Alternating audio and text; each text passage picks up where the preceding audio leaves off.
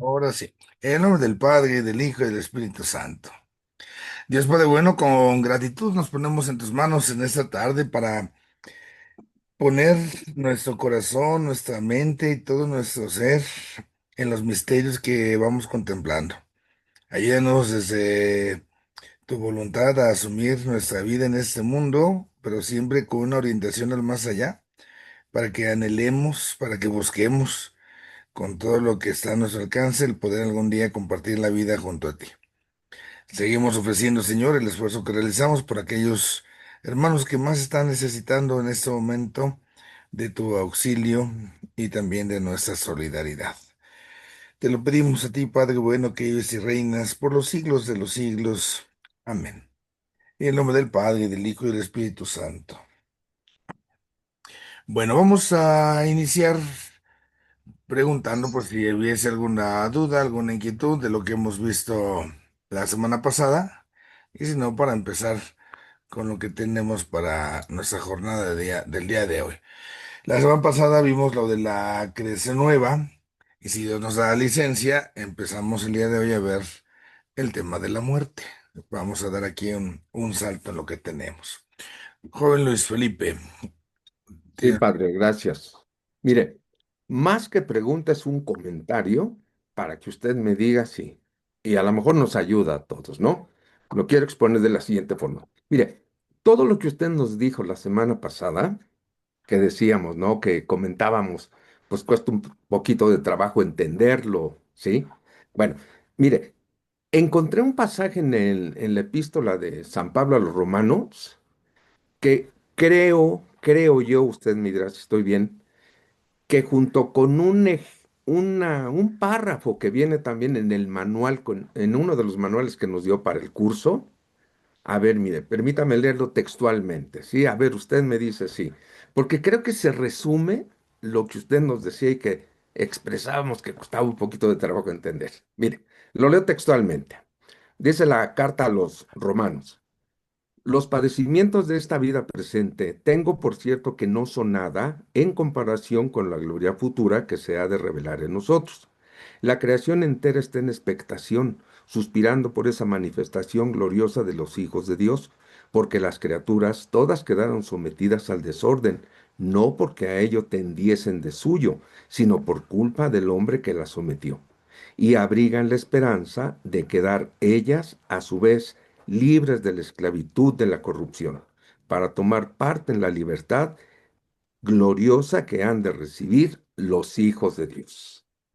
Hasta ahí la carta de San Pablo.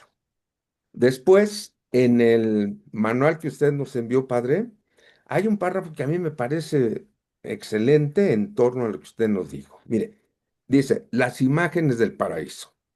Es sobre todo en los escritos de este gran apóstol, refiriéndose a San Pablo, donde captamos el aspecto quizá más seductor del paraíso, estar con Dios, amarlo y ser amados por Él, la perfección. Y dice el autor, ¿verdad? Diría yo, del amor interpersonal. Es un aspecto que hemos de tener muy presente para que en nuestras descripciones el paraíso no se convierta en algo exterior. ¿Eh? Hasta ahí la cita. Creo que enmarca lo que usted nos decía y creo que también nos ayuda, al menos a mí, porque yo mismo le decía, no, pues, ay, qué difícil es comprenderlo. ¿Está usted de acuerdo, padre? esta parte la tenemos nosotros que observar desde dos perspectivas. Y la primera es la nuestra, la humana. El paraíso, entendido como el estado de vida en el que nosotros vamos a estar con Dios, la vida eterna. Decía ahí, esa perfección de ese amor con Dios. Y es ahí en donde, en esa comunión plena de la criatura con el Creador, tenemos que buscar el espacio para ver cómo las demás criaturas participan de la perfección de esta relación. Esto nos ilumina mucho en lo que se refiere a nosotros como sujetos y en orden a esto es donde tendríamos que ubicar lo otro, para que entonces, dado que la creación es puesta, digamos así, al servicio del hombre para esa relación con Dios, entonces por eso participa de su suerte, para lo bien y para lo mal también, tristemente.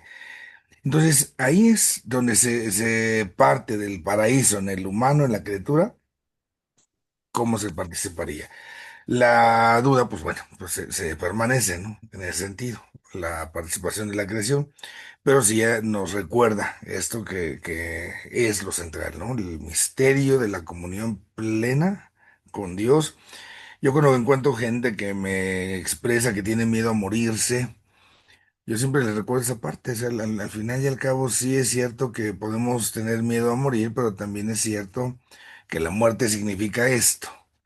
La semana pasada les puse ahí dos videos que pueden muy bien ejemplificar esta parte del temor, ¿no? El fulano este que va al médico y le hace la pregunta y lo que le responde el doctor. Y luego los dos bebés que están en el vientre de la mamá, pensando en si va a haber vida más allá de eso. Y un hermano, el hermanito, ¿no? Critica al otro, de que también cree en la mamá, ¿no? Entonces, son parte justamente de cómo se puede ejemplificar que nosotros sí tenemos a veces miedos, temores ante cosas que no alcanzamos a comprender, pero por encima de eso se erige que la presencia de Dios pues es planificadora. Es en ese sentido lo que puede ayudarnos a sacar, a quitar esas dudas, ¿no? Pero sí, muy bien ahí ese pasaje de Romanos 8 ilumina muy bien. De manera particular, en la carta a los Romanos, justamente en ese capítulo 8 me encanta. Tiene frases muy consoladoras, diría yo, ahí San Pablo. Muy bien. Alguien más tenía la mano levantada, pero ya no la tienen. Yo padre, yo la tenía, pero no, no sé si me atoré en lo Ah, anterior y tengo algunas dudas. ok, vamos. Mire, yo decía, no entendí muy bien si hay como que, digamos, niveles tanto en el cielo como el infierno, o sea, al pasar ya del purgatorio o al juicio, ya sea que vaya yo a la vida eterna o a la muerte, pues sí, eterna, ahí como tal llegamos porque hablábamos, creo que de la Odisea, ¿no? Si realmente era eso real, si hay, al llegar al cielo, depende lo bueno que me porté o lo que purgué, hay diferentes lugares y lo mismo en el infierno, ¿no? O llega uno y es general, o sea, tenía yo esa duda y también me quedé con la duda cuando veíamos lo de Lázaro, si tanto, como él decía que veía ay, se me fue el nombre ahorita, pero o sea, las almas pueden ver, digamos, las que están ya en el infierno hacia el cielo y del cielo hacia el infierno. O sea, no sé, tal vez no tenga usted tampoco la respuesta porque como que no está en algún lado, pero sí me quedé con esas dos inquietudes. La primera observación que tenemos que hacer, hablamos nosotros desde nuestra realidad, en los espacios, en lugares y todo eso. Entonces, la primera cuestión me hizo recordar ahorita a los testigos de Jehová. Cuando pasaban hace tiempo tenían mucho eso de que solo 144,000 se van a salvar. Yo me acuerdo que decía en broma ahí, bueno, a ver, enséñame tu lista, porque si ya no hay lugarcito, pues ya para qué me voy contigo, ¿no? Y después le cambiaron un poco ahí el sentido de esto, porque habría como niveles, justamente. Los 144,000 son los que van a estar acá con el jefe, o sea, son los conces de consentidos, ¿no? La crema innata, vamos a decir, allá del cielo. Y los demás, allá en el paraíso, como lo retratan a veces muy gráficamente, pensemos nosotros, bueno, van a estar ahí en el, en donde están todos los demás, pero no estamos acá. Esta parte no tiene cabida en la forma en cómo comprendemos las cosas, porque al final estamos hablando de una relación con Dios. Y en la relación con Dios no hay así como esos espacios, lugares, porque digamos, los que están acá en el segundo nivel, pues no estarían siempre con Dios, como que estos sí, pero estos ya no. Entonces, no. Aquí nosotros tenemos que hacer la diferencia en orden a la intensidad. Esta parte sí es donde va a haber diferencias. ¿A qué se refiere? Pongamos una comparación. Tenemos vasos de muchos recipientes, de muchos tamañitos, ¿no? Entonces, Tengo uno más grandote, tengo otro más chiquito, uno medianito, uno gordo, uno flaco, uno alto. Lo que importa de cada uno de ellos es que esté lleno, más allá de con cuánto se llene. Ese se puede llenar con más, se puede llenar con menos, pero lo que importa es que estemos llenos. Esa es la plenitud en esa relación del amor con Dios. El gozo, pensemos en el cielo, el gozo de María es único, es único. Esa parte, no sé, yo a lo mejor voy a un festival de la escuela y en el kinder, ¿no? Están las mamás y se hinchan como guajolotas, ¿no? Y, ay, mi hijo, chulada. Y el niño no bailó, o sea, se quedó congelado, se petrificó, no se veía la mamá en la foto y iba todo, pero la mamá, uf. Uno quizás no puede comprender eso porque no tiene hijos, pero una mamá que ya tiene sus hijos, claro, puede estar, digamos, en los mismos zapatos a partir de esa condición. Entonces, ahí ninguno de nosotros igualará jamás a la Virgen, nunca. La condición de ella de ser la madre de Dios es única. Es ese gozo que está con ella y digamos su vaso de la Virgen es como más anchote, ¿no? Y está al tope, hombre. El de nosotros a lo mejor está más chirris, pero lo importante es que esté lleno. Entonces, si quisiéramos hablar de niveles, sería en la intensidad. Eso mismo ahora en sentido negativo hacia el infierno. Se dice que obviamente incluso en la maldad hay de maldades a maldades. No es lo mismo la maldad de una persona que se olvidó totalmente de Dios y causó muertes por doquier y a quien a lo mejor por ahí se echó dos, tres, cuatro, no sé, pues sí, son así, hay niveles. Y lo mismo, en el recipiente, esa lejanía, esa separación de Dios se vivirá con mayor intensidad, con mayor amargura.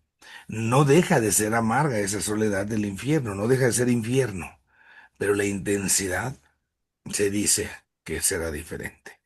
Esta parte es de lo que se especula. Y en ese sentido, creo especialmente en razón del cielo, pues queda muy claro. O sea, porque jamás vamos a tener el gozo que tiene la mamá. Nunca. Pero no significa que no tengamos gozo. No significa que no, tú no. ¿Sí? Hasta donde damos.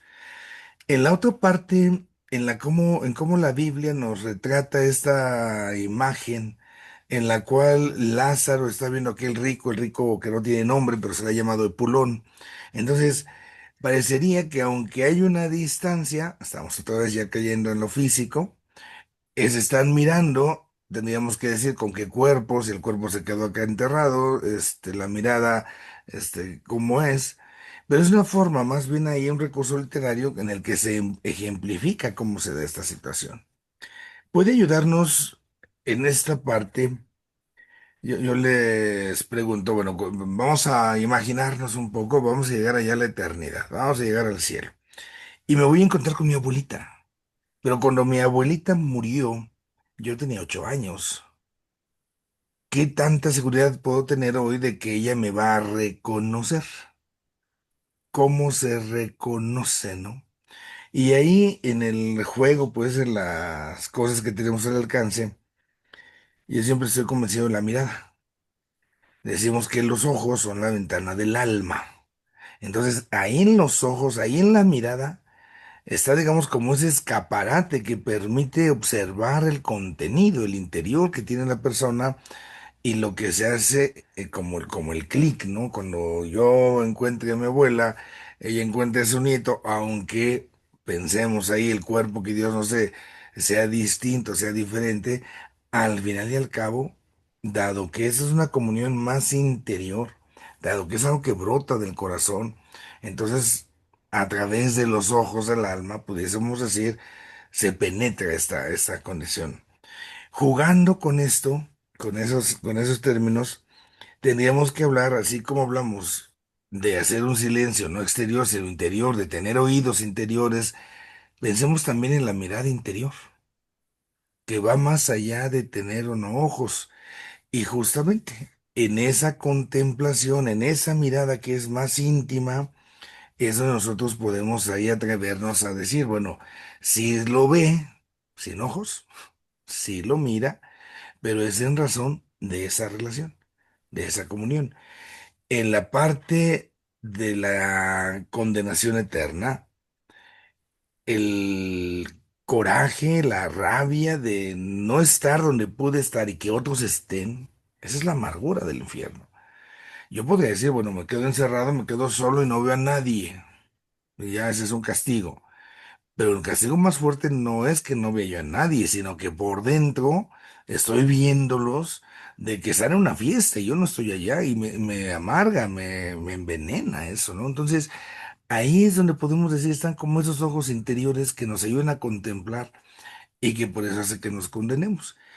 Es lo que pudiésemos calcular ahí, decir, al final no hay un cuerpo, mientras no hay un cuerpo, pues así con el interior. Habiendo ya un cuerpo, habrá ahí que ver, ¿verdad? ¿Qué es lo que vamos a ver justamente con el Señor? Ujú. Gracias, Padre. Muy bien. Bueno, creo que son todas las preguntas que teníamos ahí ya, ¿verdad?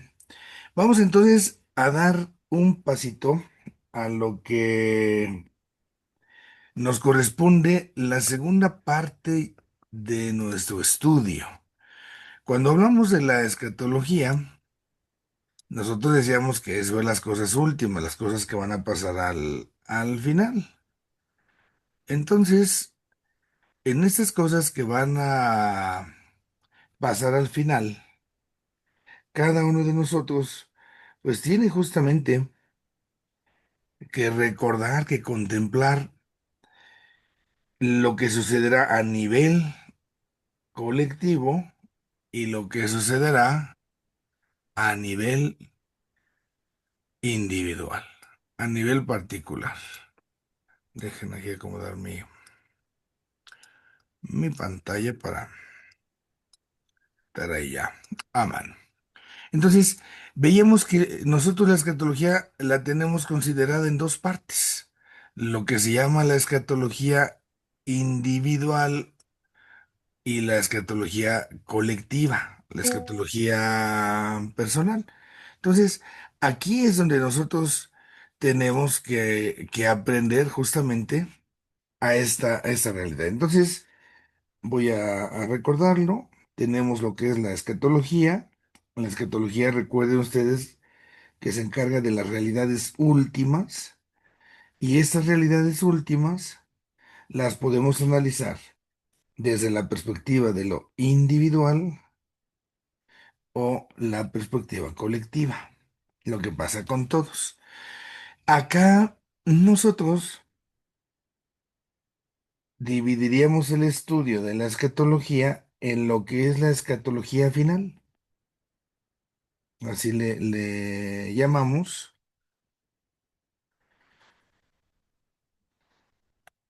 y esa escatología final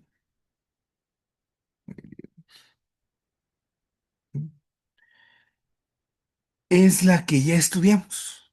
Aquí en la escatología final, que es cuando vemos lo que le pasa a todos, ya nosotros hablamos en primer lugar, pues de la segunda venida de Cristo. Ya vimos lo que es la parucía, cómo va a venir Cristo. Y aquí decíamos que era una dimensión cristológica. Después hablamos ya del juicio, pero del juicio universal, porque ya es lo que va a suceder con todos. Y de ese juicio universal también tomamos esta cuestión de la resurrección de los muertos, la resurrección de la carne, y resucitaremos al cielo, la vida eterna, al infierno, la muerte eterna. Estos elementos son los que se llaman la dimensión antropológica, pero siempre recordemos al final. Y después vimos lo que serán los cielos nuevos, la tierra nueva, ¿no? Lo que veíamos la semana pasada. Y esto es la dimensión cosmológica, lo que va a pasar con el cosmos, con el universo. Esto es el contenido de una escatología colectiva, lo que ya vimos. Ahora nosotros pasaremos a analizar la escatología individual. Y en escatología individual, nosotros vamos a hablar de qué son las cosas que pasan con una escatología intermedia. ¿Qué significa esto de la escatología intermedia? Recordamos, ya lo contemplábamos, es lo que pasa desde la muerte de la persona hasta la venida de Cristo, que es todo esto que está acá. Ujú. Entonces, quienes han muerto y mientras no llegue Cristo, estamos en una fase intermedia. Esta fase individual, nosotros vamos aquí a estudiar lo que pasa con la muerte. ¿Cómo concebimos la muerte? ¿Qué decimos desde la teología de la muerte? Después, cuando uno se muere, está el juicio personal, que va muy de la mano al juicio universal. Pero también está lo que es la purificación o entendamos el purgatorio. Esa parte es de la retribución, entonces va de la mano con cielo, va de la mano con infierno. Ya lo veremos. Entonces, vamos a estar ahorita nosotros recordando que nuestra escatología católica tiene dos fases. La final, que ya vimos, y la intermedia que empezamos a ver el día de hoy. En la escatología protestante, ellos no tienen la parte que vamos a ver nosotros a partir de hoy. Para los protestantes en general, la escatología solamente es la escatología final. Entonces, uno puede decirlo de esta manera muy sencilla. Cuando muere una persona, en la escatología de una fase, la persona se queda como en un sueño y ya, hasta que sea el final de los tiempos, lo que veíamos ya de la parucía, la venida de Cristo, el juicio universal, paz, paz, paz, paz. Pero todo este tiempo, digamos, mi abuelita se murió hace 100 años. Bueno, esos 100 años y lo que falte está en stand-by, está como en pausa, ¿no? Está como en pausa. Nosotros no apoyamos esa teoría. En la fe católica, basados justamente en el dato bíblico, vemos que de inmediato, cuando muere la persona, viene ya un estado de vida. Y ahí está el ejemplo del mismo Lázaro del que hablábamos hace ratito. Entonces, esa persona, desde morirse físicamente, puede ir ya al cielo, ya hablamos de ello, puede ir al infierno, ya hablamos de ello, pero nos falta hablar qué pasa en el intermedio, en el purgatorio. A lo mejor no estoy para el infierno, pero tampoco estoy ya listo para el cielo, entonces tengo que ir a purificarme. Esto implica que hay un juicio individual, un juicio personal, que en el juicio universal ya solamente se va a ratificar. Y conlleva también esta realidad de hablar de la muerte. Entonces vamos a hablar hoy de esto. Vamos a hablar hoy, ya entramos en esta segunda parte de la escatología, como la estudiamos nosotros. Vamos a hablar de muerte, juicio personal y purificación, el purgatorio, ¿no?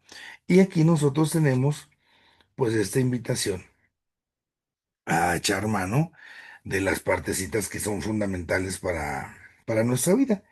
Eso es de lo que nosotros vamos a entretenernos, ¿sí? Para que más o menos busquemos un poquito, pues, esta situación, ¿sí? Aquí es donde estamos ubicándonos. Bueno, ¿aquí alguna pregunta, duda? Damos, creo que a mano. Entonces, vamos a pasar, perdón, ahí la tenemos de blanca. Ujú. Padre, perdón, no le podía aplastar. Oiga, entonces los protestantes creen que cuando se muere uno, quedaríamos como en el Antiguo Testamento, que estaban muertos simplemente hasta que Jesús vino y los sacó de ahí. Estaríamos en quién sabe dónde, esperando hasta que Cristo venga. Entonces, se habla por eso del sueño. de un sueño. Entonces, aquí es donde nosotros no compartimos esto. Para nosotros en la escritura, lo que se llama la retribución es el premio y castigo, ¿no?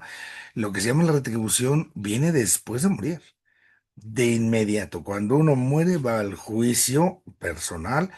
Puede ser de inmediato al infierno, ya se me tocó allá abajo, pues ya ahí me quedé. Puede ser para el cielo, y ahí ya me quedé. O aquí es donde se abre esa tercera posibilidad, el purgatorio, para purificarme. Pero no estamos en una especie de grande sueño donde no sepamos de dónde estamos y donde no estemos gozando ya, desde ahora, de lo que se tiene prometido por el Señor Jesús, aunque no en totalidad. ¿Por qué? Porque solamente estamos participando de esto en el alma. Falta que se incorpore nuestro cuerpo para que esto ya se plenifique. Falta la resurrección. Pero ya, por ejemplo, mi abuela ya está con Dios, si está en sus obras, la respuesta que dio a Dios ya está en el cielo, aunque no plenamente, le falta el cuerpo, pero ya está ahí. De ahí nosotros tenemos esta comunión ya de los santos, la intercesión de los santos. ¿Por qué? Porque al final están vivos en ese sentido y activos. No vivos y dormiditos, sino vivos y activos. Aquí en general los protestantes es difícil agrupar a todos porque pues hay tantos que ya luego, bueno, ya saben cuántos son, ¿no? Pero en general la iglesia separada protestante solamente va a una fase y nos quedamos en pausitas. Ujú. Sí, padre, gracias. Muy bien, entonces Yo, vamos. padre, Perdón. perdón. Sí. Las dos fases entonces a las que se refería es la fase individual y la colectiva. Ajá. O también se pueden conocer como fase intermedia o fase final. ¿Sí? Esos son los nombres que podemos encontrar. Al final tenemos que resguardar que son dos, que desde que morimos ya empieza, aunque no en su plenitud, ahora sí a recogerse lo sembradito, ¿no? Y ahí estamos con ello. Gracias. Bueno, vamos a empezar entonces, es nuestra tercera unidad. La tercera unidad se llama Entre la muerte y la resurrección. Es el título que hemos dado. ¿Qué pasa entre muerte y resurrección, ¿no? Desde que nos morimos hasta que venga la resurrección. Y es aquí donde nosotros, como ya decíamos, hablamos de la escatología personal o también individual o también es escatología que puede ser llamada intermedia. Y nuestro primer punto es justamente la teología de la muerte. Y aquí vamos a ver en qué consiste la muerte, en qué consiste morirnos. Y desde la fe entendamos esta realidad. Y aquí vamos a completarnos con lo que nos dice y nos ofrece la ciencia y con lo que se puede recoger de la reflexión, pero es esto lo que vamos a penetrar. Voy a hacerles una pausita, permítanme tantito, 2 minutitos.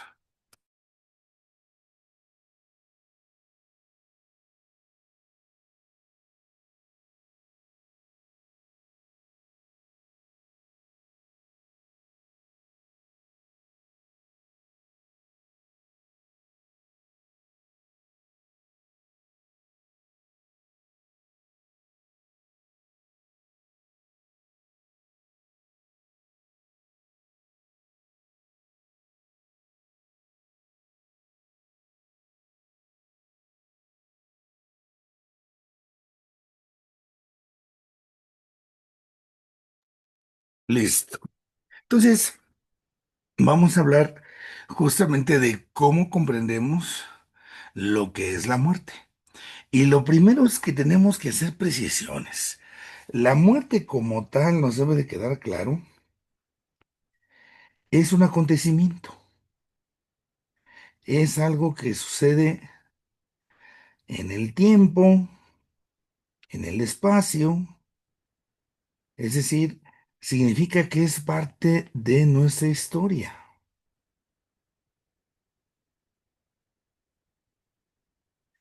Esto es importante tenerlo clarísimo, porque si no vamos a andar con esas jaladas, es que de la Santa Muerte. Es que la muerte, para empezar, no es un ente, no es algo que exista como un sujeto, es un acontecimiento. Si no dijéramos, bueno, si la muerte fuera un alguien, pues también el nacimiento sería un alguien. Pues obviamente no. El nacimiento es algo que sucedió en nuestra vida.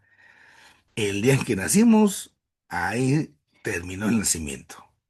Estos acontecimientos son puntuales, es decir, están en el tiempo, en el espacio, suceden y vámonos a lo que sigue. Entonces, aquí nos debe de quedar claro que la muerte solamente es un paso en el camino. No es en este sentido para nada el fin, ¿sí? No es el fin de nada, es solamente un paso. Y aquí, pues vamos ya purificando esa realidad. Ahora, se nos enseña en muchos momentos que esta muerte es la consecuencia de haber pecado. Y en este caso, del pecado original que nosotros no cometimos, pero que como somos de los Hernández, de los mismos Hernández que era Adán y Eva, pues ya nos lo pasaron a heredar, ¿verdad? Entonces, ese pecado original, pues es la herencia que se ha recibido. Y ahí tenemos lo que se dice. Ahora, esto lo dejo aquí entre comillas. Esto lo vamos a discutir ahorita, ¿sí? ¿De veras la muerte, el morirnos, es consecuencia del pecado original? ¿Qué muerte? ¿La muerte física o la muerte eterna? Vamos a especificar eso en un momentito. De a pronto, así lo vamos a dejar aquí. Luego, al morir, entonces, la cosa obvia, termina la vida. Si nosotros decimos así, termina la vida, en la vida nosotros vivimos en el tiempo y en el espacio. Y como entonces esto implica que hay un ayer, que hay un hoy, que hay un mañana, en el tiempo, por eso nosotros podemos tomar decisiones.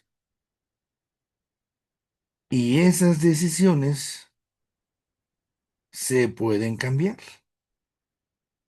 Porque hoy dije una cosa y mañana digo otra. Dado que esto es posible, porque estoy en el tiempo, esto significa que hay una posibilidad de mutar, una mutabilidad. Mutabilidad significa que hay posibilidad de cambiar. Es lo que significa mutar. Sí. Entonces, en este tiempo, en este espacio, nosotros somos personas mutables, podemos ir cambiando. Pero al terminarse la vida, entonces cuando llega la muerte, ya no hay ayer, ya no hay hoy, ya no hay mañana, se da un paso y este paso se da hacia la eternidad. Y justamente las cosas que son eternas ahora son inmutables, no cambian. Esa mutabilidad que teníamos en el momento de morir, con permiso, se acabó. Entonces, cuando uno muere, podemos aquí decir que ahí termina esa capacidad que teníamos de tomar decisiones. Esas decisiones que podíamos cambiar.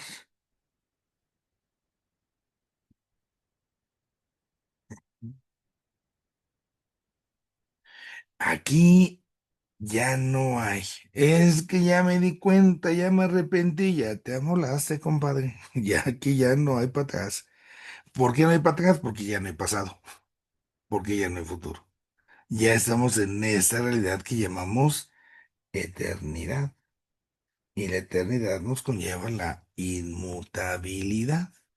Por eso, el momento de la muerte, podemos decir, también fija nuestro destino para siempre. Nuestro destino para siempre, o entiéndase, nuestro destino para la eternidad. Ya no puedo cambiar. Ya se lo caído, caído, dice. Ya, ya no hay.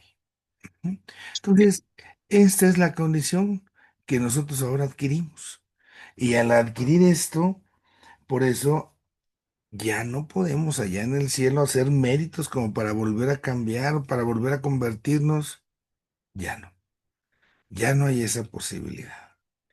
Y una última precisión de esta muerte, vamos a jalar hasta acá abajo, ujú, es que también esta misma muerte a nosotros nos queda en la incertidumbre acerca de sus condiciones. ¿Cuál es la incertidumbre? Bueno, por un lado, esto es lo que tenemos seguro, ¿no? Sabemos que vamos a morir. Esa parte no es incertidumbre, aquí está lo que está seguro. La incertidumbre es que no sabemos cómo, no sabemos dónde, no sabemos cuándo, sabemos que vamos a morir. Ujú. No sabemos estas cosas. No, no, ¿cómo no, padre? Mi comadre es re buena leyendo ahí la mano. Ahí en la mano está la línea de la vida. Es más, fíjese su mano, se la lava para que se le quite la mugre, pero ahí se revé si tiene una vida larga o no. Pues no es cierto. Entonces, esa parte nos tengo que dar claro. Y de esto, en verdad, de esto, tiene que desprenderse una acción de gracias.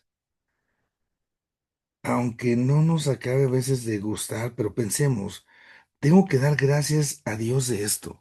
Porque si nosotros hubiéramos cuándo, cómo, dónde, no imagínense. Imagínense que tuviéramos, por ahí había una película, no recuerdo el nombre, que las personajes salían con una especie de reloj de vida en la mano, ¿no? Entonces, ahí tenían la vida que quedaba. Y entonces se podían como intercambiar vidas. O sea, yo te compro vida y me la juntabas la mano y pasabas tus días o tus años aquí a cambio de, ¿no? Se compraba vida. Era una película de esas futuristas. Imagínense ustedes que viéramos eso. Me quedan 5 minutos 43 segundos para que chupe faros. No sé cómo estaría yo ahorita. Sería terrible. La angustia, al final somos de carne y hueso, somos humanos, en que viviríamos. Sería terrible porque estaríamos ante algo que no podemos evitarnos. Imagínense que yo sé que a mi ser querido, se lo pongo bien dramática, ¿eh? Imagínense que tú supieras que tu hijo se te va a morir ahorita en 5 minutos y no tienes posibilidad alguna de hacer algo. No, no, no, no, no, eso sería terriblemente angustiante, horrible, híjola. Entonces, nosotros tenemos que saber dar gracias a Dios por esto, porque al no saber ni cómo, ni cuándo, ni dónde, al final uno puede decir, bueno, pues acá en el fondo tiene que resonar esa invitación. Dios nos invita a vivir en su gracia. Vivir en su gracia significa, como decía el Señor Jesús, velen y oren, porque no saben el día ni la hora. Velar y orar. Velar y orar. Es decir, amando. Mi oración Mi diálogo con Dios es lo que me conecta con Dios, que es mi Padre. Yo me descubro como su hijo y esta parte es la que me hace salir a servir a los demás. Y voy a estar velando para que esto nadie me lo quite, para que esto nadie me lo arranque, ¿no? Y es acá donde entonces podemos decir, somos capaces de ofrecer un servicio a Dios, de ofrecer un servicio a los demás, de amar como hemos sido amados. Entonces, ahí es donde nos damos cuenta. Estas son las realidades humanas que tenemos acerca de la muerte. ¿Sí? Lo reitero, es un paso, no es algo que exista como un alguien, es un algo, pero no es el fin. Luego esa idea de que es consecuencia del pecado. El hecho de que termine ahí la vida y también con ello nuestra posibilidad de tomar decisiones. Y esto último que decíamos, no sabemos ni cómo, ni cuándo, ni dónde, sabemos que vamos a morir y esto pues allí hay que agradecerlo. Doy un paso más en la cuestión que tenemos aquí. La muerte es consecuencia, voy a jalar para acá, es consecuencia del pecado original. Y entonces tenemos que replantear esta parte de nuestra forma del estudio, ¿no? Lo pongo aquí. La muerte es consecuencia, es la pregunta que vamos a abordar ahorita. ¿Es consecuencia del pecado original? Y aquí nosotros tenemos que primero descubrir que el catecismo de la Iglesia Católica, ujú, el catecismo de la Iglesia Católica, en el número 1008 nos dice que la muerte es consecuencia del pecado. Así lo enuncia. La muerte es consecuencia del pecado. Leo el texto. Dice, la muerte entró en el mundo a causa del pecado del hombre.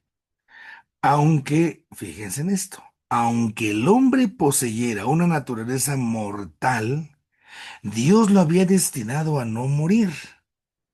Por tanto, la muerte es contraria a los designios de Dios Creador y entró en el mundo como una consecuencia del pecado.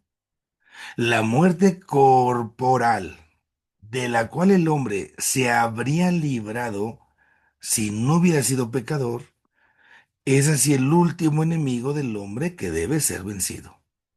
Fíjense en esta realidad porque hay elementos muy interesantes. La muerte, dice, entró en el mundo a causa del pecado, pero precisa de inmediato. Sí, y lo anoto. Aunque el hombre poseyera, sí, el hombre poseyera una naturaleza mortal, ujú, Dios lo destinaba a no morir. Y aquí ya tenemos dos momentos que a veces nosotros no consideramos.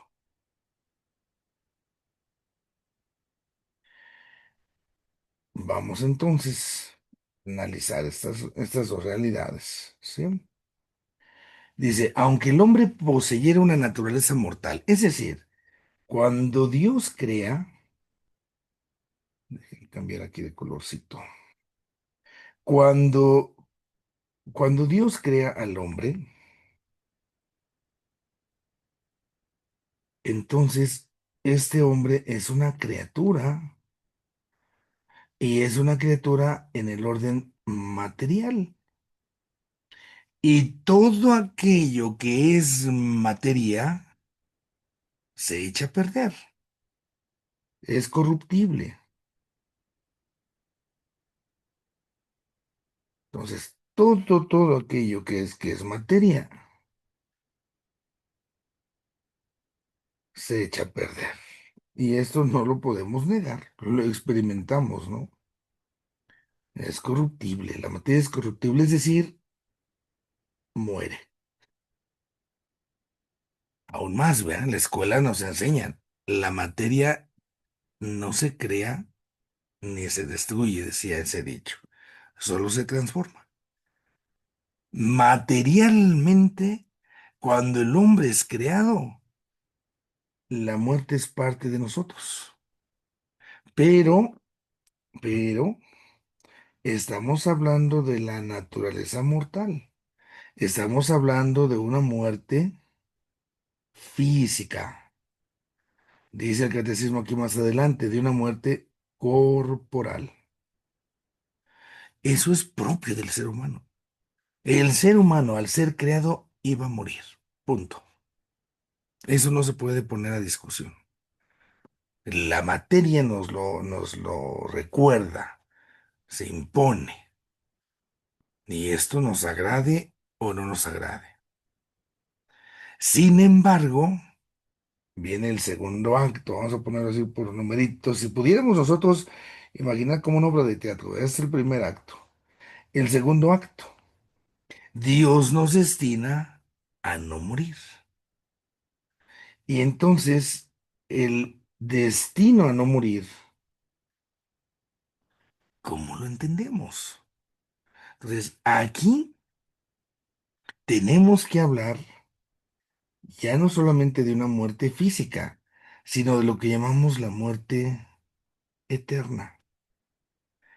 Dios nos destina a no morir, digámoslo lo mismo, pero en positivo. Dios destina al hombre a la vida eterna, es decir, a la vida que no acaba, a la vida que no conoce la muerte. Pero esta vida eterna a la que Dios nos está invitando, la tenemos que entender más allá de lo material. Es a la relacionalidad que Dios quiere estar plenamente con nosotros. A eso somos invitados. Esto es lo que llamamos el cielo. Dios nos destina a no morir eternamente. Es acá cuando Dios nos concede justamente, nos da esa condición inmortal. Ujú. Entonces Dios nos hace inmortales, pero esta inmortalidad no se refiere a lo físico, porque entonces, si fuera solo a lo físico,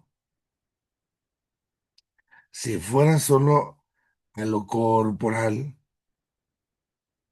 entonces yo muero físicamente y ahí se acabó mi vida, ¿eh? Ya no hay nada más. Ahí se acabó todo, ya me morí. Chao, chao, ahí nos vemos. No. Dios nos invita a algo más. Y esta es una realidad que nosotros llamamos y entonces ese don que Dios nos hace. Un don se dice preternatural. Entonces está lo natural, que es nuestra naturaleza mortal. Vamos a morir. Esa parte natural es esta. Pero aquí Dios nos da algo que se sobrepone a esa condición natural y que es esta vida eterna, la vida que no acaba. Entonces, cuando Dios nos crea, también nos va creando con ese proyecto de vida. Quiere que estemos justamente con Él. Nos invita a esa comunión y quiere que vayamos más allá de lo natural. Y eso es lo que entonces nos eleva. Pudiésemos ejemplificarlo de esta manera, ¿sí? Dios en un nivel, papá y mamá en otro nivel.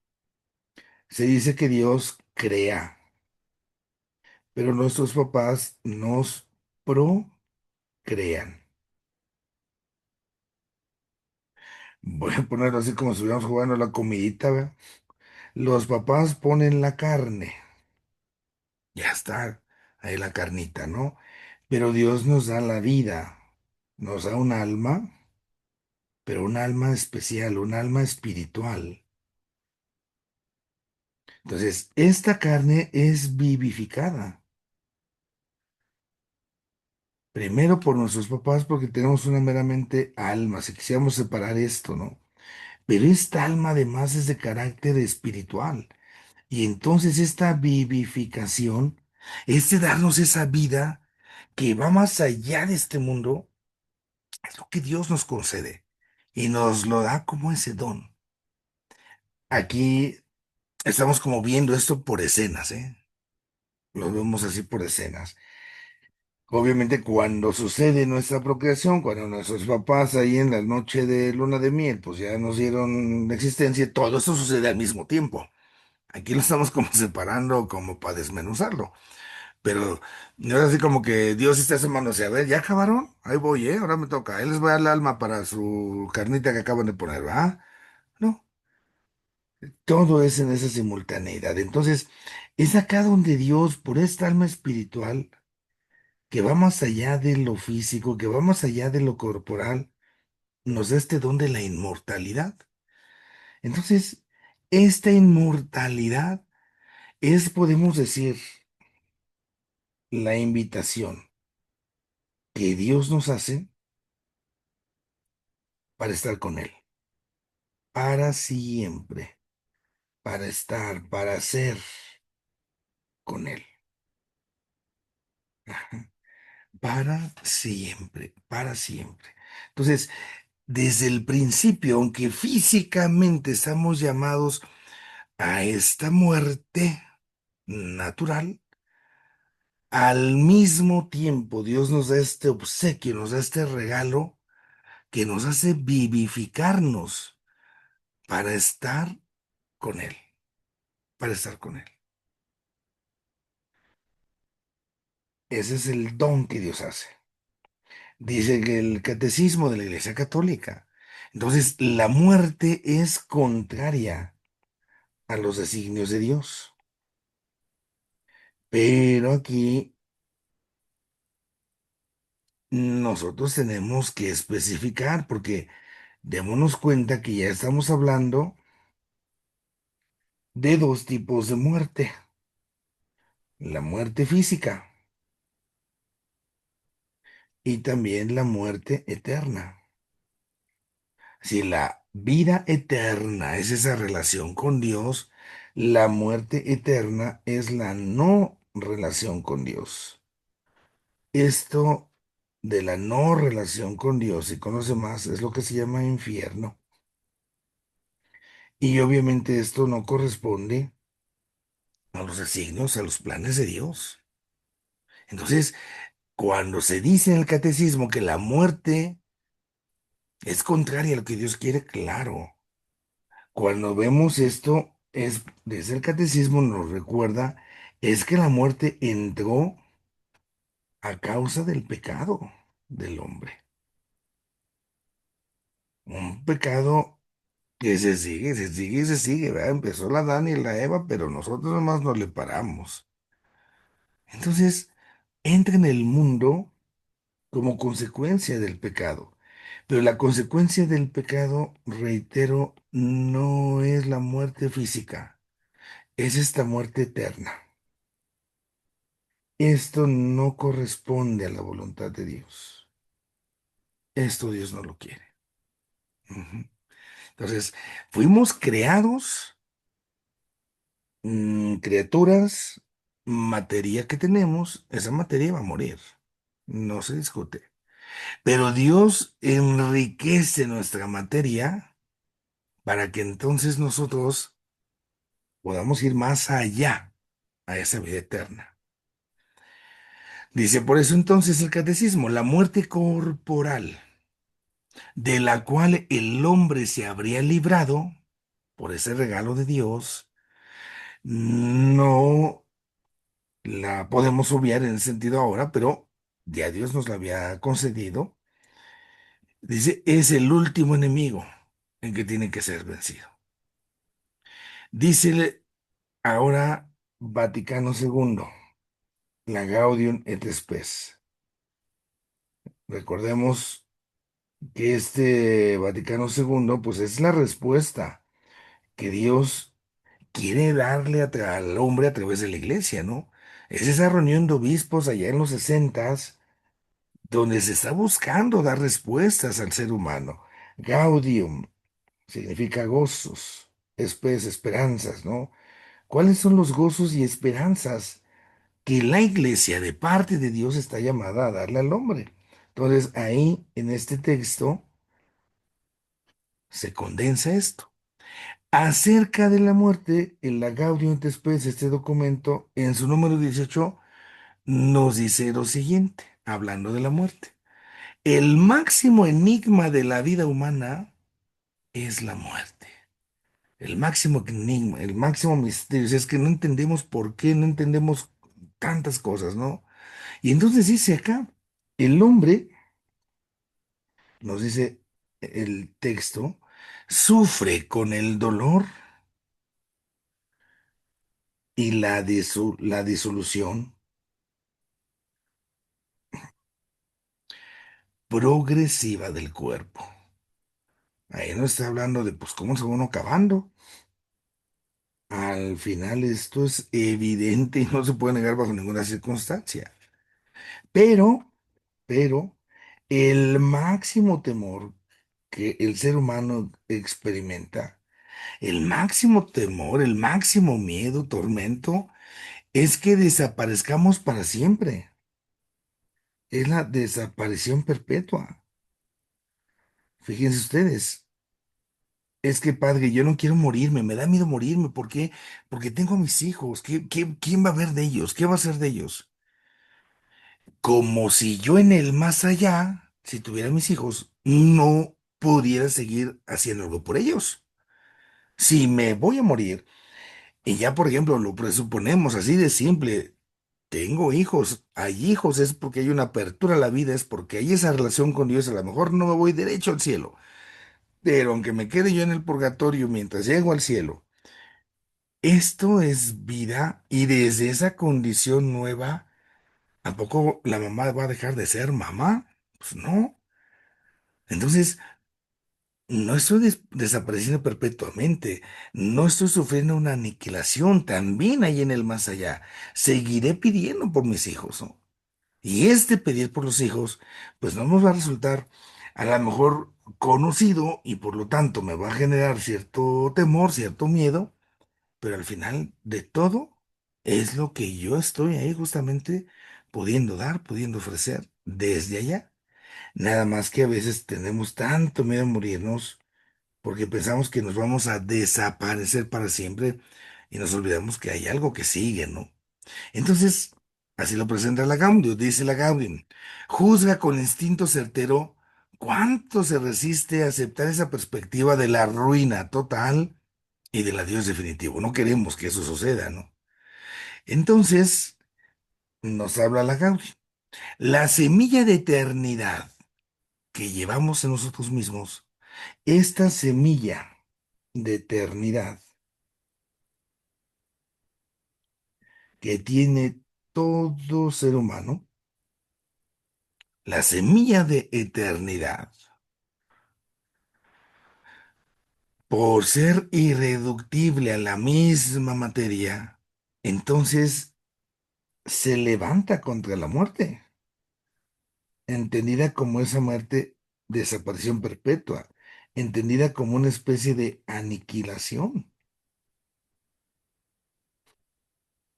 Esa semilla de eternidad que todos tenemos no se resigna a esa desaparición, para nada, para nada. Sin embargo, a veces se desorienta. ¿Cómo es que se desorienta esta semilla, este deseo de vivir? que todos tenemos. Ay, pues con esos esfuercitos que queremos hacer para, desde siempre, encontrar la fuente de la eterna juventud. No existe. ¿Cuál es la fuente de la eterna juventud hoy? La técnica, la tecnología que se aplica a la medicina. Queremos encontrar medicamentos, queremos encontrar cremas antiarrugas, quitacanas, que no se me noten los años que yo tengo. O sea, toda la técnica al servicio de la medicina parecería en algún momento querer prolongar la vida. Y tristemente, todos los esfuerzos que se hagan, por muy loables incluso que sean, por muy esfuerzos que se echen, no van a calmar esta realidad.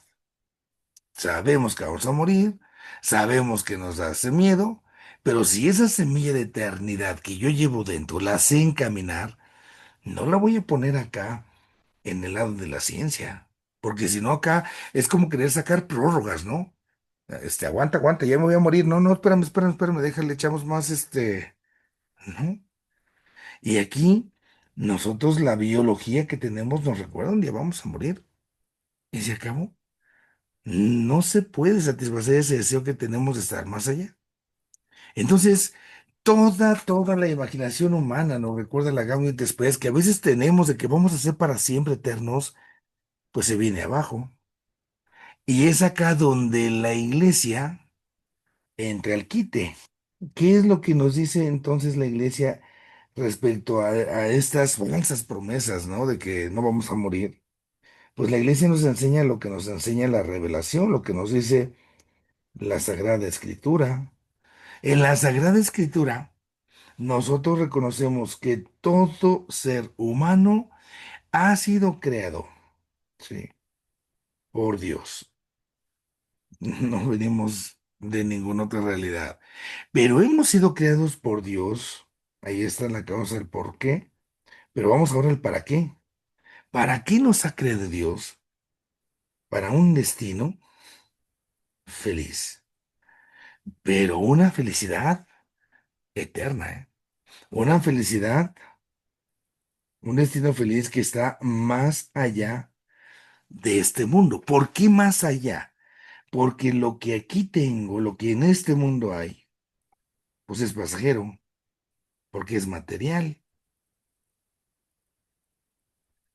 Entonces, ahí es que yo soy muy feliz porque traigo la camioneta último modelo de, híjole, amigo, el año que entra sale la nueva, ¿eh? La tuya se va a quedar viejita.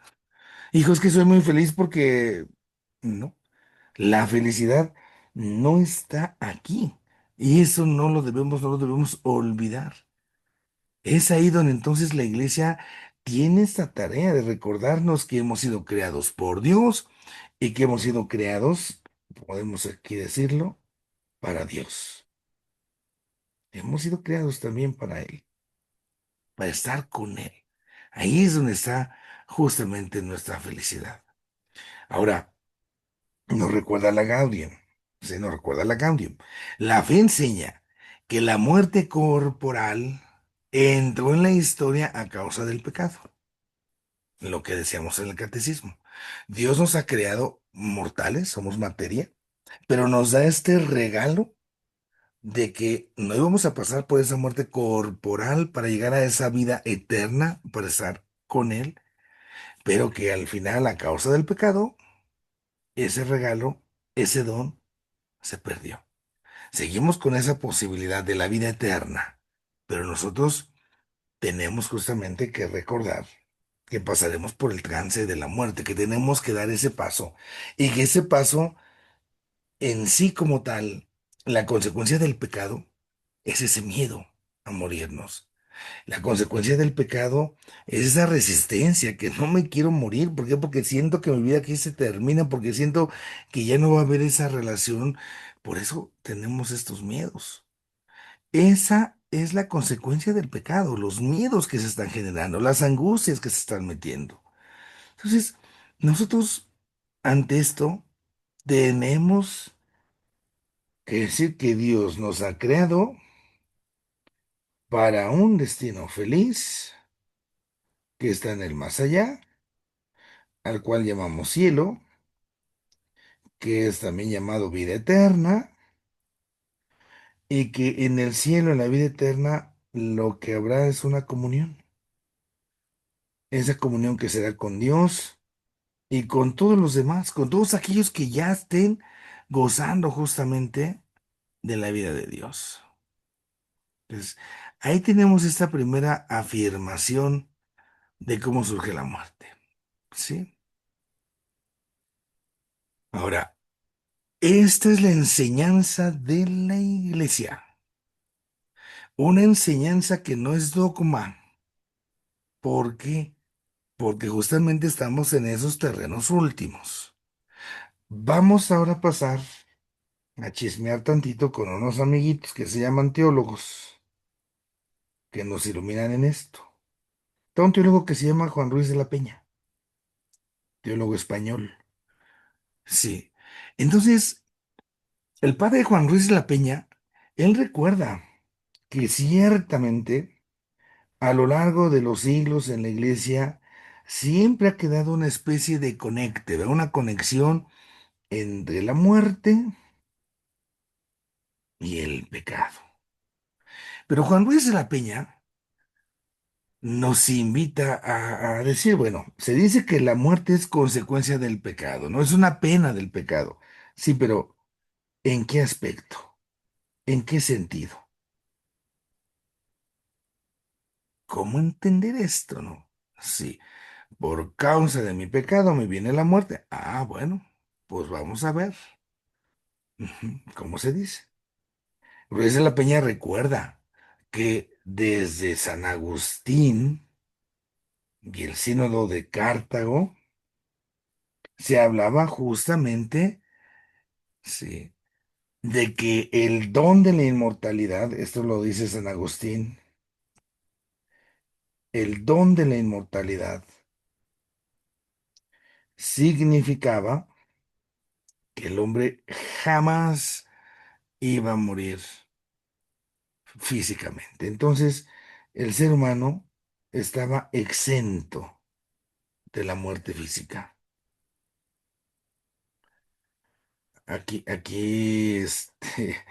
Ruiz de la Peña dice, bueno, es lo que decía San Agustín, ¿no? Pero que se comprende. Entonces, Juan Ruiz de la Peña nos dice que la muerte, al final de todo, es algo complejo. Es algo que pasa a nosotros como personas, que no es algo simple, no es algo sencillo. Y entonces, él dice, hablando de la muerte del hombre, hay un aspecto, hay una dimensión de esta muerte que él llama natural. Cuando habla de la dimensión natural, entonces aquí estamos hablando de la muerte física, ya que todos vamos a morir de la muerte corporal. Y él dice, bueno, es que esta muerte física es algo natural al ser humano, o sea, con pecado, digámoslo así, o sin pecado, el hombre se va a morir físicamente, físicamente. Aquí pudiésemos hacer esa traducción, ¿no? Aquí parecería que estaría contradiciendo a la iglesia, ¿eh? Con pecado o sin pecado, el hombre iba a morir por su naturaleza. ¿Por qué? Porque nuestra naturaleza, decíamos desde el principio, es mortal. Ujú. Y entonces, nuestro autor acá, Ruiz de la Peña, dice que la muerte también tiene una dimensión que va más allá de lo meramente natural y que entra en lo personal. Hablar de personas es entonces hablar justamente de la relación que voy a poder tomar. Entonces dice Ruiz de la Peña, ante esto, el hombre es el único ser vivo que sabe que es mortal, que sabe que va a morir. Entonces, esta parte nos gusta reconocerla o no, pues la sabemos. Un día nos vamos a morir. Y esto, dice él, exige de la persona que se tome una postura. No podemos pensar que la muerte no influye, no tiene nada que ver. Claro que sí. Entonces yo sé que voy a morir y ante esto debo de tomar una postura. Y él habla de esta forma. Dice que hay que previvir la muerte. Ujú. Esto es vivirla, ¿no? Esto es anticiparse. Y esto, dice muy hermosamente, es que ninguna muerte es anónima. Lo explicamos de esta manera. Hay una novela que dice, se titula ¿Por quién doblan las campanas? Cuando una persona muere, el toque de campanas es particular, es especial. A lo mejor allá en la ciudad, pues ya no se hace esto porque ya no se lleva a los difuntos generalmente a la iglesia, todo es ahí en las agencias funerarias. Pero en la realidad cristiana, entonces hay misa de difunto y cuando está la misa de difunto, dice aquel autor, bueno, ¿por quién están realmente dando ese toque las campanas? ¿Por aquel que llevan ya difuntito o por los que están vivos acompañando a esa persona? Y entonces dice esta postura.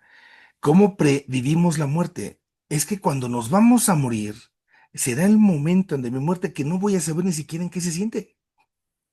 La muerte se siente, se vive cuando se mueren las personas que amamos. Ahí es cuando decimos, se está partiendo, digamos así, en pedacitos el corazón. Yo les pongo siempre este ejemplo, el corazón es un rompecabezas. Ha muerto una persona que amo. Esta persona que amo es una pieza de ese rompecabezas que ya no va a estar aquí conmigo, en lo físico, que no va a haber nada ni nadie que ocupe ese lugar, porque es único. Cuando esa pieza de mi rompecabezas ya no está aquí, es donde entonces estoy ya viviendo mi muerte. Estoy muriendo en vida, estoy muriendo poco a poco. Ese es el dolor que se siente.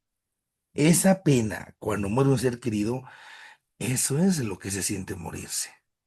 Eso es lo que se siente morirse. Entonces, aquí nosotros tenemos este grandísimo desafío. La muerte, digamos, se prueba en esta dimensión, ojo, personal. No estamos hablando de la muerte natural, de la muerte corporal, digo, se murió ya, sino que dado que nosotros somos personas, entonces, con estas personas, nosotros tenemos relaciones. Lo voy a poner. Tenemos rompecabezas. Y cuando muere alguien, entonces resulta que ya me falta una pieza a mi rompecabezas. Y nada ni nadie va a ocupar ese lugar.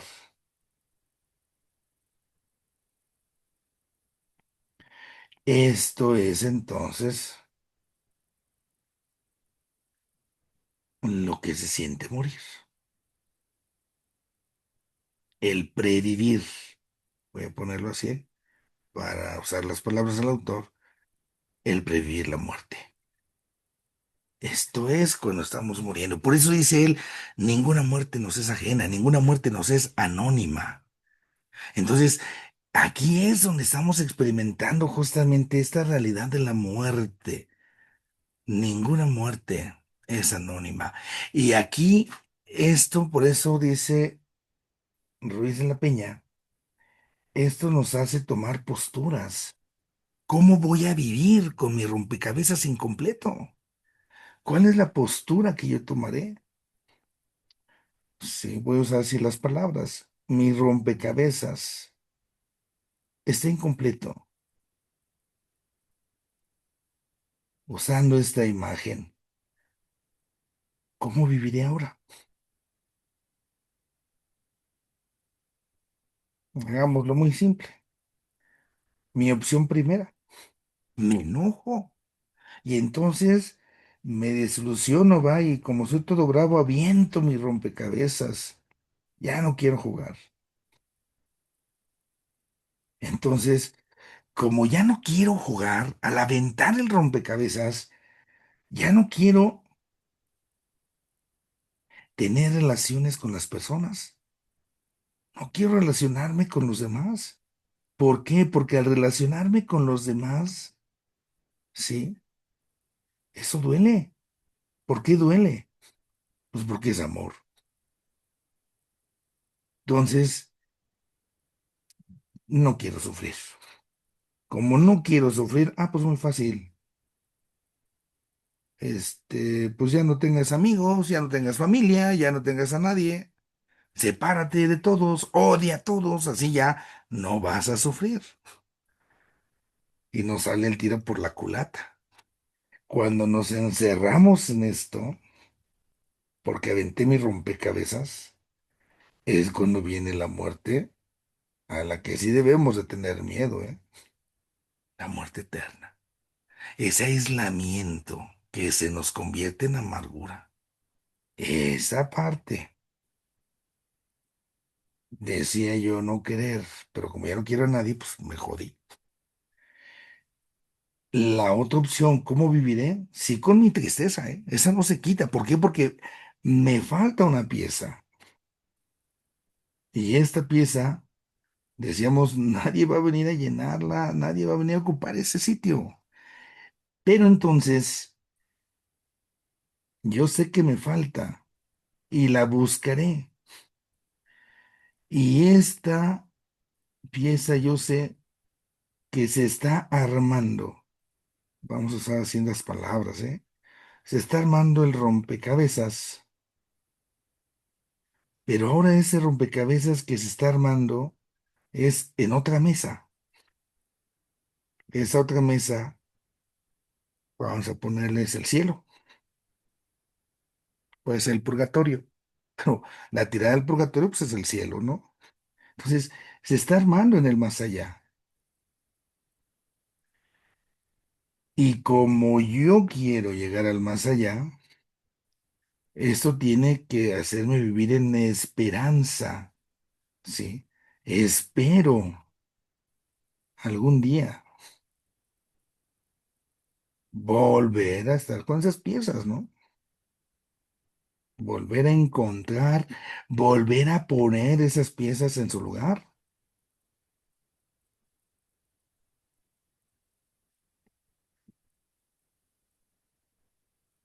Esa esperanza es dolorosa, ¿sí? Esa esperanza, podemos decir, es un amor sufriente. Estoy sufriendo porque me falta algo, me falta alguien, me falta esa pieza,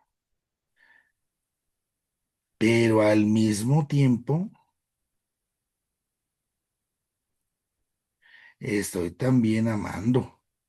Y porque estoy amando, entonces anhelo, espero.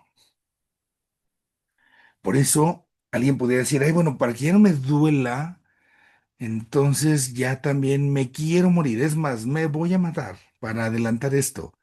Híjola, ¿y dónde quedó el amor? ¿Qué pasó, no? Con ese amor. Entonces, eso es lo que se desprende de la relación personal cuando yo veo la muerte, pero no como una cosa meramente física, sino como algo también personal. Esta parte es la que duele, justamente, pero tengo que tomar una postura y esa postura me tiene que llevar a la esperanza. Ahora, bajo esta realidad, vamos a pensar la dimensión personal, sé que voy a morir, está ese sufrimiento, pero esta postura puede ser en la esperanza o en el infierno, ¿no? Aquí es cuando nosotros, ahora sí, a esta realidad sí le podemos dar una calificación teológica, dice Ruiz de la Peña. La calificación teológica es para la muerte, pero vista en la relación personal, no como un acontecimiento meramente físico, meramente corporal. Entonces, la muerte, pero en este sentido, sí, es justamente pena por el pecado. ¿Por qué es? ¿Cuál es el pecado? Pues mi egoísmo. Y esto hace que entonces haya un sufrimiento, pero un sufrimiento amargo, no el sufrimiento del amor. ¿Por qué? Porque no quiero que se muera. Y entonces, como no quiero que se muera, entonces por eso yo ya no amo. Y porque yo ya no amo, entonces me voy a quedar solo. Ahí es cuando justamente la relación de sufrir hace consecuencia esto del pecado. ¿Por qué? Porque qué difícil es en verdad a veces dar el paso para decir, caray, donde hoy está esa persona que amo, pues está mejor para esa persona. Hay una pregunta que puede ayudarnos aquí, bien simple, a pensar esto. Bueno, está mi mamá, mi papá, ya se murió. Sale pues, órale. Si tuvieran la oportunidad de venir y yo les preguntara, oye, ¿te quieres regresar acá a este mundo? ¿Cómo ves? ¿Te vienes o te quedas allá? Ya no estoy pensando en mí, ¿eh? Ya estoy pensando en el bien de la persona. Y yo creo que la respuesta de inmediato brota, ¿eh? ¿Sabes qué, mijo? ¿Sabes qué? Acá te espero, ¿eh? Te aparto tu lugarcito, es más. Pero yo ya pasé por donde tú pasaste. Yo no voy a detenerme a estar acá, ¿no? Entonces, es así como nosotros podemos comprender que de una u otra manera, cuando se dice por parte de la iglesia, cuando se enseña que la muerte es consecuencia del pecado, lo podemos comprender, pero en torno a la muerte desde esa parte de la relación personal, no la muerte entendida como el acontecimiento biológico. Cuando se habla del don de la inmortalidad, del don preternatural de la inmortalidad, también se tiene que entender, pero en razón de esto, de esa relación personal a la que Dios nos llama. Entonces, la teología como tal no se ocupa, dice Ruiz de la Peña, de la muerte en un sentido biológico. ¿Eso qué significa? Que nosotros, caray, vamos a morir, ¿sí? El ser humano en lo corporal, por la naturaleza, va a morir. Eso es normal. Eso no es consecuencia del pecado, ¿no? Es por su naturaleza humana. La bronca es, sí, la consecuencia del pecado es justamente el sufrimiento que se genera por esto y el sufrimiento amargo, la pena, ¿sí? ¿Por qué? Porque estoy entonces teniendo una especie de rebeldía, de rebelión contra lo que es normal. Pero como que no me quiero morir, porque entonces resulta que nosotros acá estamos dejando de lado las personas que amamos. Pues no, esta sería la muerte, pero entendida como esta pena, el sufrimiento que se genera. La muerte como algo natural, esa no sería consecuencia del pecado. Eso es normal, pudiésemos decirlo, que sucederá por nuestra condición. Ahí nos lo plantea así. Dice Ruiz de la Peña, si la humanidad fuera inocente, es decir, si el hombre y la mujer jamás hubieran pecado, esta parte, vamos a ponerle, el hombre sin pecado, de todas maneras iba a morir. Pero, aquí viene la diferencia, viviría la muerte de otra manera, no con angustia, no con miedo, no con rebeldía, sino más bien se viviría como un paso natural, ¿no? Como una transformación. Trans, más allá, formación. O sea, mi condición humana se transforma, va a adquirir la forma de Dios. No es así como una especie, dice él, brutal, ¿no? Cuando es consecuencia del pecado, esta parte es algo fuerte, es algo bruto. ¿Por qué? Porque duele en el alma, ¿no? Pero acá no. Acá diría Ruiz de la Peña, si así no hubiera habido pecado, la muerte como tal se hubiera vivido como una Pascua, como un paso a esta vida nueva, a esta vida nueva. Entonces, la inmortalidad no significa que no iba yo a morir físicamente. La inmortalidad tiene que ver en la forma en cómo viviría la muerte, como ese momento de gracia, la Pascua, o como un momento de culpa, pues mi pecado, ¿no? Entonces, el tener que morir sin pecado hubiera sido solamente como algo, digamos, normal, algo que toca, pero no con esa angustia.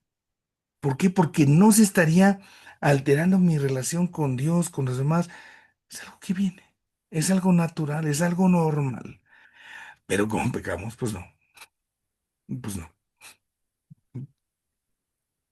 Esa Pascua, vivir la muerte como esa Pascua, bueno, pues es para nosotros hoy un desafío. ¿Por qué? Porque tenemos nuestra lucha. Dice también acá Ruiz de la Peña, el bautismo quita toda la culpa, ¿eh? Es el sacramento. Entonces, cuando alguien es bautizado, decimos que quita toda la culpa, que quita toda la pena a causa del pecado original. Entonces, cuando una persona es bautizada, esto se quita. Si ese es su razonamiento de Ruiz de la Peña, si la muerte fuera consecuencia del pecado, entonces no moriríamos. ¿Sí? Entonces, a pesar de esto, a pesar de que quita el pecado original, el ser humano va a morir físicamente. Ese es como el argumento al final que tiene. Bueno, la muerte física es tan natural que aunque pecamos, con el bautismo Dios nos está quitando esto. De todas maneras, vamos a morir físicamente, físicamente. Ujú. Aquí nosotros tenemos que ver que la muerte física no es efecto del pecado. Lo físico es normal, es lo natural. Ujú. Y ahí todavía agrega nuestro autor. Se comprende lo que es el carácter, dice él, biogeno de la gracia. Es decir, cómo la gracia de Dios, la parte del biogeno, es una palabra rara, pero significa esto, cómo la gracia de Dios nos da vida, pero nos da vida eterna. Sí, nos da la vida eterna. Por ejemplo, el que come de este pan tendrá vida eterna. El que cree en el Hijo tendrá vida eterna. Entonces, aquí la gracia no se refiere a que nos va a dar más vida en este mundo. Ay, como tengo un estado de gracia, es más, yo me cuido de no pecar. ¿Para qué? Para que no me muera. ¿No? Aunque sea el más santo de los santos, voy a morir. Entonces, la gracia de Dios da vida, pero vida eterna. Porque si no, diríamos, la fuente de la juventud, para que nunca muriéramos, estaría justamente en esta partecita de darnos más vida, ¿verdad? No me voy a morir nunca, vivo siempre, siempre en gracia. Aquí es la aportación de este amigo que se llama Ruiz de la Peña, ¿sí? Vamos a dejar aquí, ya tenemos acá la hora, pero todavía, dado que es el tema fuerte, el entender la muerte, cómo la entendemos, vamos a meternos a platicar con otros autores todavía. De tal forma que esto, en la opinión teológica, se nos ayuda a comprender qué es lo que quiere decir la enseñanza de la iglesia. Cuando la iglesia dice la muerte, el don de la inmortalidad, que es un don preternatural, bueno, ¿en qué sentido se va comprendiendo? Es lo que estamos haciendo. Ayudado de esos autores, vamos desgranando. Tenemos acá ya a Ruiz de la Peña. Vamos a dar una vueltita por otro que se llama Luis Felipe Ladaria, uno de los que siguen ahorita ahí en activo, ahí en las comisiones teológicas.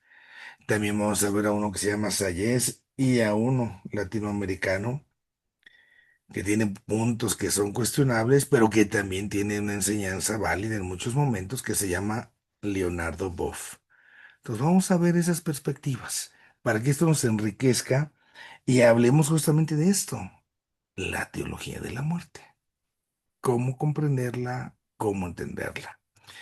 Dejo de compartir y hacemos una primera serie de preguntas, si hubiera, y si no, todavía vamos a seguirle dando. Este tema lo vamos a seguir chambeando, si Dios nos permite, con estos temas y que ojalá esto incluso nos viene como anillo al dedo para estas fiestas de Todos Santos y Fieles Difuntos que tenemos ya enfrente, casi, casi, pues como la medidita, para que ese día que tengamos esta celebración, veamos justamente el significado de esta parte del morir, cómo comprenderlo. Bueno, hasta acá, si hubiese alguna pregunta, alguna duda, vamos a checarle.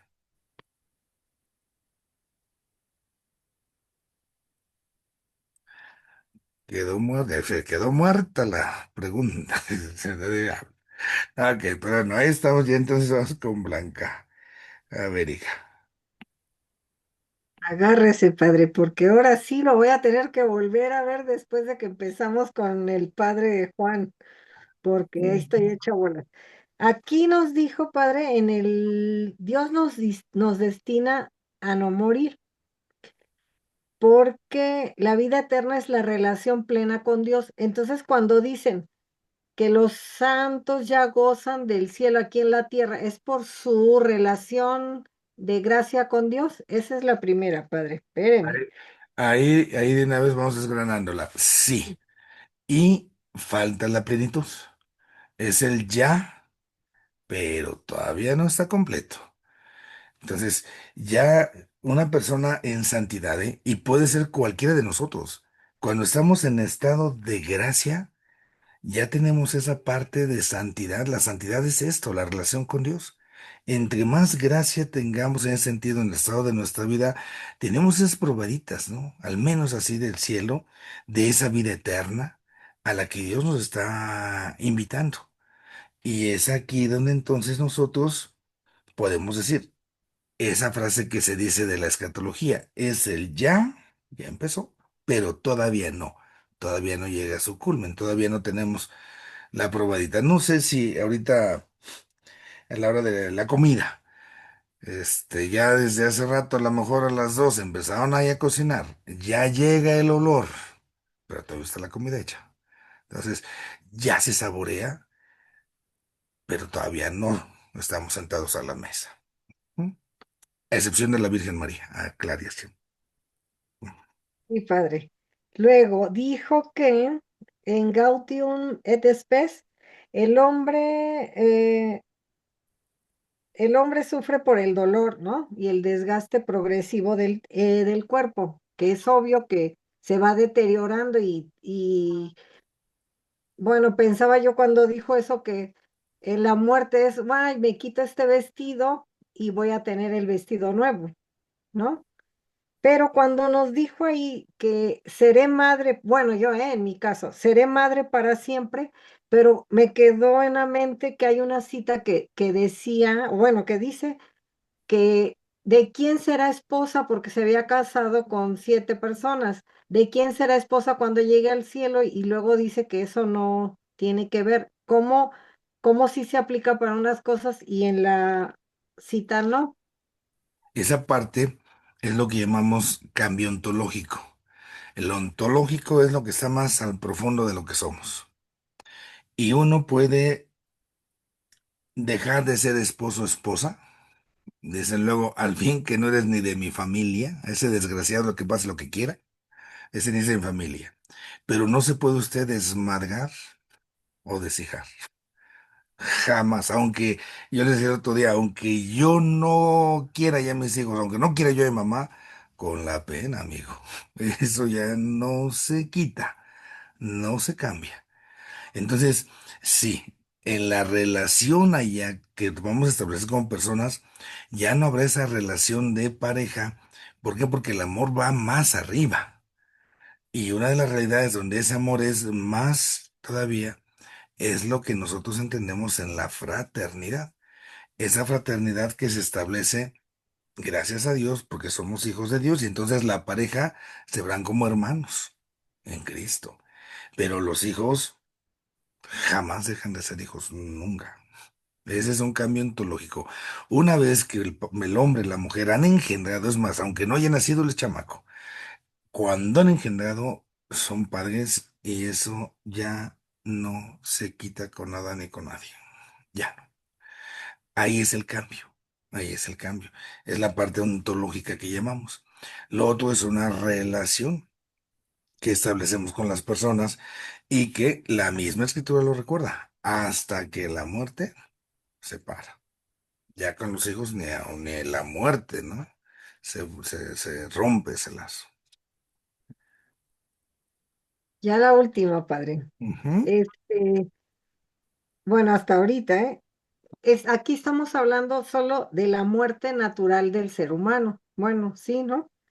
Entonces, aquí no tiene que ver esto, porque no sé a dónde vamos a ir. Si vamos a hablar de la muerte asistida, me refiero a que al que lo que nombró usted que se quiere morir porque está sufriendo mucho, o al que lo ayudan de alguna forma diferente, violenta, y eso son distintas, porque más bien creo de lo que hablamos es que tenemos miedo de cómo vamos a morir, no de que vamos a morir, algo así, ¿no, padre? Ajá. Aquí sí vamos a incluir todos esos aspectos. Aún conocer la muerte asistida, aún conocer la muerte violenta, sí se incluye aquí, porque estamos hablando de la muerte biológica, de la muerte física corporal, sea cual sea la circunstancia. Aquí sí, vamos a incluir todo. Eh, yo recuerdo, por ejemplo, les comparto, ¿no? Cuando mi padre ya con los años empezó a tener ya los problemas de renales, me estuvo atendiendo. Y llegó entonces el momento en que ya con los médicos se hizo el diagnóstico y el médico hablando con nosotros y con él le decía, bueno, a partir de este momento ya tenemos 80 años, usted puede comenzar a dializarse. Y es así, así, así, así, así. Y si usted se dializa, todavía la esperanza de vida es tanta, ¿no? Y ya después, estando en familia, él nos dijo, yo ya no.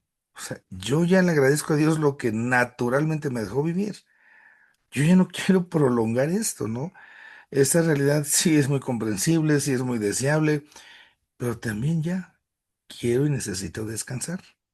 Entonces, a veces queremos alargar la vida y se puede y se vale, sabemos cuando son los medios que están al alcance naturales, pero también en ese respeto del ser humano, al decir, bueno, de manera natural, hasta aquí es donde mi cuerpo da y no pasa nada.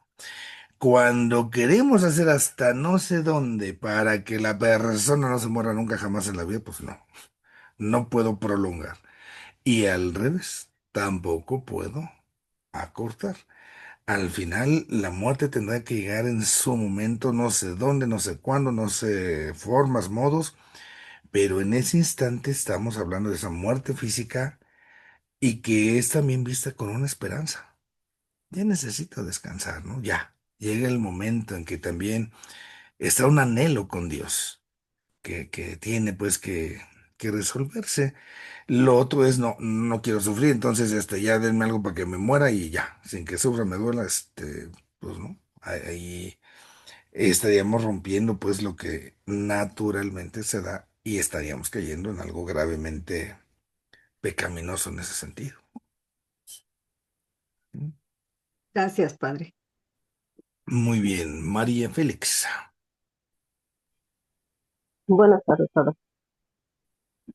Bueno, en cuanto a lo que estaba hablando sobre esta muerte, bueno, me hace pensar que entonces el momento que Dios crea al hombre, pero que no está destinado a esa muerte eterna, como antes, sino a estar en esa comunión con Dios, entonces el hombre ya tenía conciencia, aunque iba a morir, de que iba a tener esa comunión con Dios, por así decirlo, o sea, que no tenía sufrimiento, por decirlo, que se tiene ahorita con la muerte, ¿no? Porque al final de cuentas, pues no se está pensando que se va a tener esa comunión con Dios. Se puede Pudiésemos considerar así. tratar de pensar, Adán y Eva. En el caso de ellos, quizás esté esa conciencia, vamos a morir, ¿por qué? Porque es parte del ciclo natural de cómo Dios nos ha creado. Pero no hay una angustia, no hay un temor, no hay un miedo, porque eso es lo que sigue, normal para ahora estar plenamente con Dios. Entonces ahí no habría esa pena, ese sufrimiento. Para nosotros aquí la cosa es diferente. Y es ahí donde estaría la causa justamente de cómo el pecado nos va lastimando, nos va dañando en esa conciencia de cómo asumiremos o asumimos la misma muerte. Y yo les digo, bueno, voy a romper un poco o caer en la cuenta a veces nuestro egoísmo. Si Dios le diera permiso a mi abuelita de venir, oye, ¿te quieres regresar para acá o te quieres quedar allá? No, hombre, con permiso, ya, va a ser lo que estás pasando. Entonces ya no pienso en mi pena, en mi dolor, sino en el bien de la otra persona. Una ocasión recuerdo una persona que me decía con mucho, mucho, mucho cariño hacia su mamá, sepa, es que yo no quiero morirme después de mi mamá, porque si mi mamá se muere, yo no voy a poder. Y yo le decía, qué fregona. O sea, que mejor que se muera usted primero y que sufra su mamá. Usted no quiere sufrir. Entonces, ahí nos damos cuenta de esta realidad, ¿no? O sea, sí, digo, la muerte no es cómoda para nadie, ninguno, pero ahí nos damos cuenta justo de esto. Hay una pena y un sufrimiento que en mi egoísmo, muy bonito disfrazado, pero mejor que sufra el otro que no sufra yo. Pues no. Pues son situaciones que uno tiene que cuidar. Para vivir la muerte, padecemos pues la naturaleza dañada, pero lo más cristianamente posible, ¿no? En la esperanza que podamos. Sí, María Perfecto. Félix. Y también, bueno, que la duda, en ese momento el infierno ya existía, se supone que lo que va siendo el purgatorio no, por ejemplo, en ese momento de que antes de que el hombre pecara, por así decirlo. El cielo, por así decirlo, sí ya está, ¿no? Porque cuando va hablando de que se va a dar esa Pascua, ¿no? Por así decirlo, sí iba a dar esa Pascua en ese momento, sin que el hombre pecara, pues. Entonces, Ahí el cielo sí ya nosotros está. tenemos que hablar, recordemos, de que estamos hablando de la relación con Dios. Entonces, en el sentido de las criaturas angelicales, esa relación con Dios, que ellos no vivieron en el tiempo, sino en la eternidad, desde ese instante también existe el cielo, ángeles, el infierno, ángeles caídos, demonios. Entonces, cuando el hombre es creado, cielo e infierno, como relación con Dios, ya existen, claro. Nosotros aparte tendríamos que esperar el momento en que pecáramos para que se nos, vamos a decirlo así, se nos diera la posibilidad de ser miembros distinguidos allá en el infierno, ¿no? Porque de al menos al inicio el proyecto es para arribita, pero se abrió el loto changarro y entonces, por nuestro pecado, o justamente el purgatorio, ahí sí, estaría ya acompañándose de la existencia humana. En el caso de las criaturas angelicales, ahí no hay purgatorio, porque no tuvieron esa posibilidad de tomar esas decisiones porque no había tiempo y espacio para ellos. Para nosotros en ese sentido sí, y es donde se abre esta realidad. Sí, sí estamos ahí, María Félix, creo que se perdió.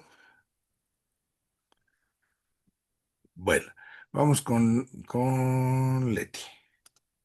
Nada más en esto que acaba de decir María Félix, pensándolo para los niños y así con palitos y bolitas, que decía, este, para hacer una analogía, Adán y Eva sabrían que iban a morir y no tendrían ningún problema porque en lugar de ser visitados por Dios al atardecer, pasarían a vivir todo el día con ellos. Podría explicárselos a los niños así, ¿no? Es muy gráfico, pero ayuda mucho. Adán y Eva, aunque se dice que están en el paraíso, pero todavía no están en el paraíso ahora de veras, porque parecería que están acá y Dios como por acá y Dios viene a dar sus vueltas, pero todavía no está totalmente, ya todavía no viven juntos en la misma casa, ¿no? Ya está después. Entonces, el hecho de que ellos tengan conciencia de esto, sin temor alguno, es porque van a saber que van a estar ya con él y no nada más en las tardecitas cuando se dan las vueltas, ¿sí? Puede ir, obviamente, imaginando las cosas de esa forma, ayudarse en la explicación con los chiquillos. Gracias, padre. Muy bien. Bueno, vamos a terminar con la oración. Este tema lo seguimos trabajando, ¿eh? Entonces, puede ser que surjan preguntas o esto, vayan ahí tomando nota. Dios permite, dentro de 8 días seguimos con otros autores y seguimos enriqueciéndonos con esto que es la teología de la muerte. En el nombre del Padre, y del Hijo y del Espíritu Santo. Dios Padre bueno, te agradecemos por las cosas buenas que nos concedes en la vida, especialmente por esa invitación a ir contigo para toda la eternidad. Ayúdanos a no caer en la tentación del pecado que nos hace perder la esperanza y vivir con amargura, ese anhelo y ese deseo que en el fondo todos tenemos de estar algún día contigo. Permite a esos seres queridos que se han ido adelantando en el camino gozar ya de esa paz y a nosotros danos la esperanza siempre viva de poder alcanzarlos para seguir armando nuestro rompecabezas junto a ti. El esfuerzo, Padre bueno, que hacemos, lo seguimos ofreciendo por quienes más hoy te necesitan. Y que Dios Todopoderoso les bendiga, el Padre, el Hijo y el Espíritu Santo les acompañen hoy y siempre. Amén.